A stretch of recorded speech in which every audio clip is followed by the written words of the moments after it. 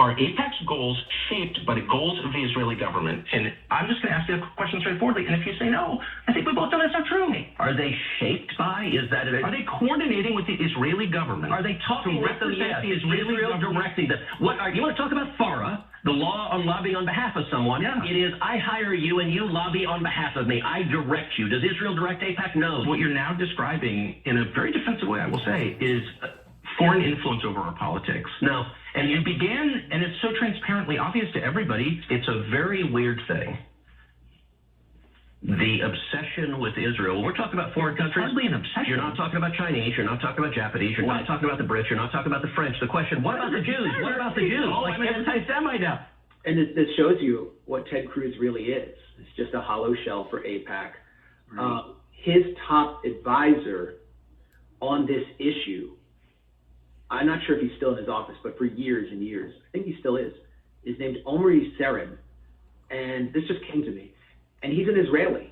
He is an Israeli who is in the United States to burrow within the national security architecture and lead figures like Ted Cruz to use the U.S. military, its assets, and our blood and treasure as Americans on behalf of this tiny little foreign apartheid state. And Omri Seren's wife, Meirav, was actually inserted into the Trump administration without anyone knowing by Mike Waltz.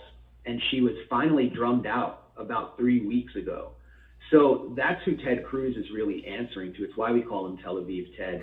And Tucker exposed him because he doesn't understand anything about Iranian society, or that it's not going to be a cakewalk, as we were told in advance of the Iraq War, to enact regime change in Iran. Iran does have a clerical leadership, but Ayatollah Khamenei is very, very popular, including with people with grievances with the government.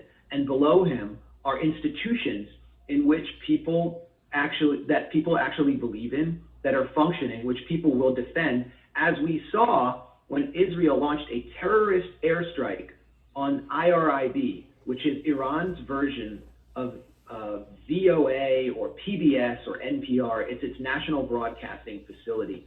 I actually participated in a public conference in that building, in that very complex, just a few weeks ago. And the building was bombed. The media broadcasters knew it was going to be bombed. They stayed on air. And during the bombing, they stayed in the building while it was burning, and they continued to stay on air to demonstrate their belief, their support for just the Islamic Republic generally as an independent country. And so that's going to be a huge problem. Ted Cruz doesn't understand that, but he doesn't even know the population. The population of Tehran itself is significantly larger than Israel's. This is a regional powerhouse, and Ted Cruz thinks it's just another tin pot dictatorship, or that when the dictator leaves, as in Syria, that the whole thing's going to collapse. So bear in mind that Ted Cruz is right up there with Senators Lindsey Graham and Richard Blumenthal and Tom Cotton in being among the most radically pro-war members of the United States Congress. But watch this. How many people live in Iran, by the way? I don't know the population. At all? No, I don't know the population. You don't know the population of the country you seek to topple? How many people live in Iran? 92 million. Okay. Yeah, How could you not know that? I don't sit around memorizing population tables. Well, it's kind of relevant. Just so you know, Ted Cruz is a very smart guy, and he's a senator of the United States. So if this guy is considered one of the smartest senators we have, and he doesn't even know details like Paul Schmokes like me know. Like, I know that. I know the population of Iran. And your primary enemy, his so-called primary enemy, because he works for a foreign government, he said this, that when he was elected as a senator, his number one duty was to represent Israel. So if your number one duty is to represent Israel, at least Israel's number one enemy is Iran, you should know the population of Iran, and he has no idea. That's just got to show you that these guys don't even care. That's why when the winter came to Texas, he ran off to Cancun, and we started calling him Cancun Ted. I guess now his new name is Tel Aviv Ted. So this guy he knows nothing about Iran. All he knows is collect money from AIPAC and just want to go to war with them, want to destroy Iran, want a regime change. But he doesn't ask the question, what is next? After you take out the regime, after you take out the Ayatollah, who is next? What happens? It's a country with 92 million people. There are several tribes and several religions in that country. And what happens? It's going to be a powder keg. And we'll talk about if Iran breaks up, what happens to the refugees? There's going to be civil war. Of course, a civil war.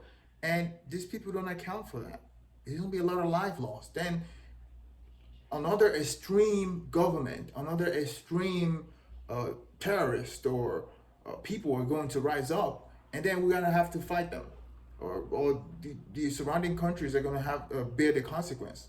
Which is why Pakistan is saying something, because Pakistan borders Iran. And if Iran goes into civil war, the country around it, they're going to feel the pain. So just to tell you that this guy went to Ivy League school and he's a senator of the United States and he has no idea what he's getting us into. Because you're calling for the overthrow of the government. Why is it relevant whether it's, because 90 million or 80 million or 100 million? Why is that relevant? You don't know anything about the country. I didn't say I don't know anything about it. Okay, what's the ethnic mix of Iran? They are Persians and What predominantly Shia. Okay, You don't know anything about Iran. They are Persians. Seriously? Every high school student knows that they are Persian. Is that all you know about Iran?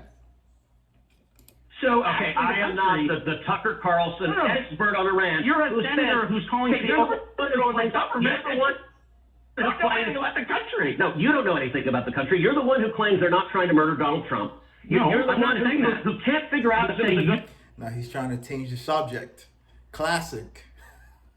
He killed General Soleimani and just said it was bad. They're trying to murder Trump. Yes, I do. Because you're not calling for military strikes against them in retaliation. If they really believe that. Carrying out military... Right, with our help. I said we. Israel is leading them, but we're supporting them. Well, you're breaking news here, because the U.S. government last night denied, the National Security Council spokesman Alex Pfeiffer denied, on behalf of Trump, that we were acting on Israel's behalf in any offensive capacity. We're not bombing them. Israel's bombing them. You just said we were. We are supporting Israel. You're a senator. If you're saying the United States government is a collusory or just an ally. And very briefly, Robert, So before we play this segment, I just want you guys to know that the U.S. have this idea, or a lot of people have this idea, that once you throw in bombs, the 30,000 pound bomb, it's going to solve all the problems. But the truth is, we don't even know. We don't know. And that 30,000 pound bomb, you will need a lot of it. You will need several of those 30,000 bombs to eliminate the Iranian nuclear facilities. And another thing is, do you think they're going to be waiting around for you to do it? to Russia, but coming towards the end of the program now, how long would it take bombers carrying those big bunker buster mops, how long would it take them to get from Diego Garcia to the point over that four-door facility in Iran to launch a strike? How much time? About 2.5, 3 hours. But I'd just like to throw in one thing, Kate. Nobody knows whether this bomb would really work. It's an enormous pile of rock. And you need two of those, right? So Iran is a very mountainous country, and those facilities are located in mountainous areas and deep inside the mountains. So we have had experience with Afghanistan and see how hard it is to bomb it because of the terrain. And Iran they know this is coming. They have known for decades. They're prepared for it. So it's going to be interesting. The educated opinion, I'm afraid, is that you would need serial attacks with this weapon to guarantee any form of success. It's extremely concerning. It's a very open question, never been used in hostility before. Robert Fox. We're going to find out pretty soon, I guess. So during the G7, Trump left early. What he was doing is create this dramatic scene like he's going to go ahead and get into the war. But he knew all along that he wasn't going to get into it, because even the bombs that we have, Israel, we're not even sure that it could destroy the nuclear facilities. The number one priority of Israel when they went into this war was to take out Iranian nuclear facilities. And in just 6 hours, they realized that it was impossible. That was why they changed to civilian infrastructure, started bombing the oil facilities, because their number one priority was dead. It was dead on arrival. They couldn't accomplish it. And then they changed their mission to regime change.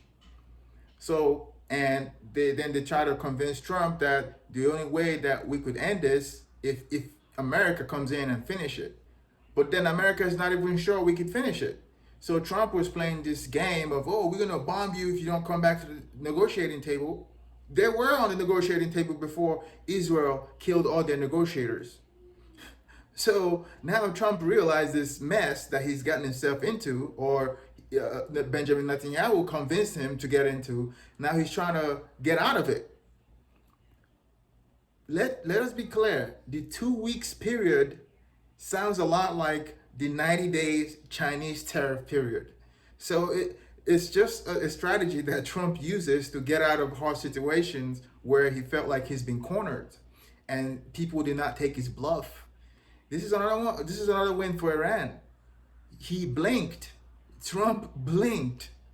And this video right here is going to show you that they're trying to save face. So now, as we speak, the UK Foreign Secretary was saying that Iran should come back to the negotiating table. The US has been humiliated on this, so they don't want to directly supplicate to Iran and tell Iran, hey, come back to the negotiating table. No, they're trying to use another Western ally to get Iran to come back to the table, but it's too late. It's like trying to get, it's like Japan trying to get the United States back to the negotiating table after Pearl Harbor. It's not possible. Iran, they're gonna unleash all their bombs in Iran, in Tel Aviv, before they come back to the table, or if that ever happens.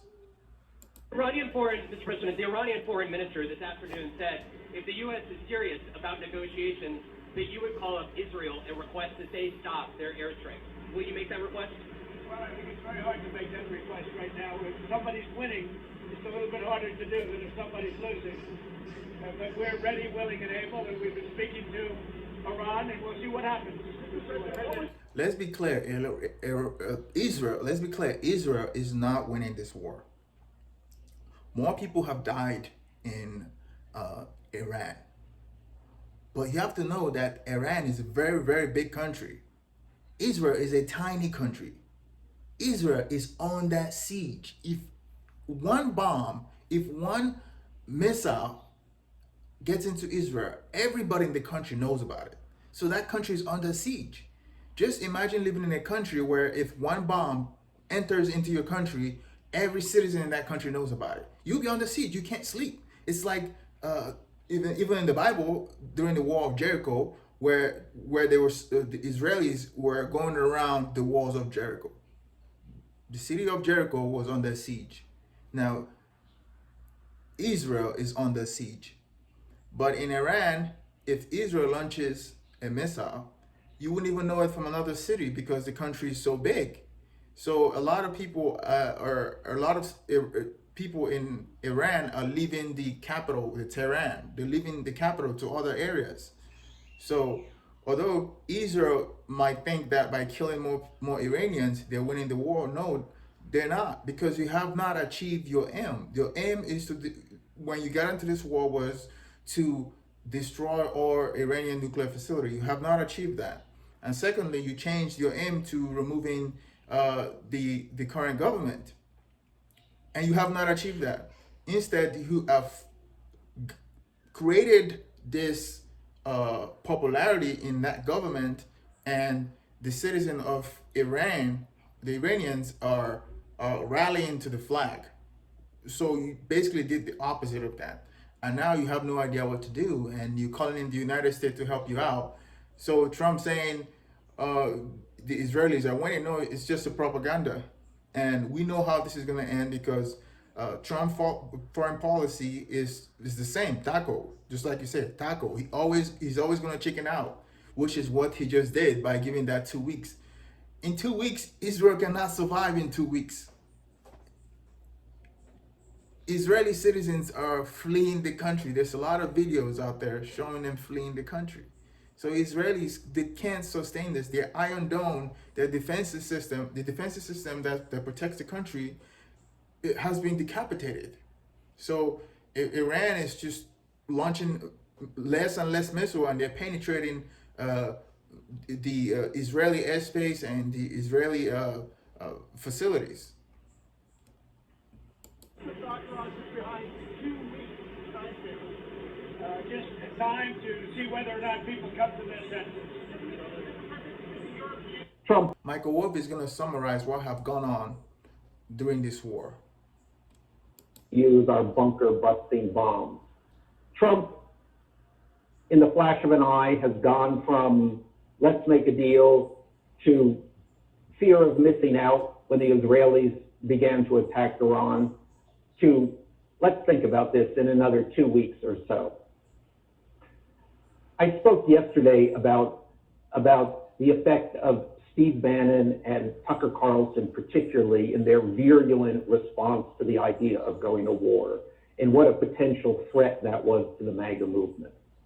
Well, in fact, Trump saw Tucker Carlson's interview with Ted Cruz about this, and Trump said, "Oh God, Cruz got slaughtered," and that was enough to scare Trump off.